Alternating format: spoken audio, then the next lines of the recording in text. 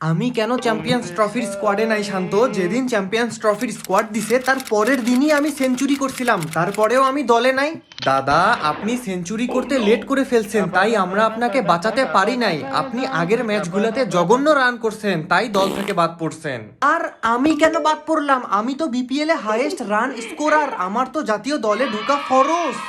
তুমি highest run scorer না, তুমি হইলে একটা স্ক্যামার। তুমি জাতীয় দলে ঢুকার জন্য ভালো খেলো, কিন্তু জাতীয় দলে ঢুকে আর ভালো খেলো না, এই জন্য তুমি একটা স্ক্যামার।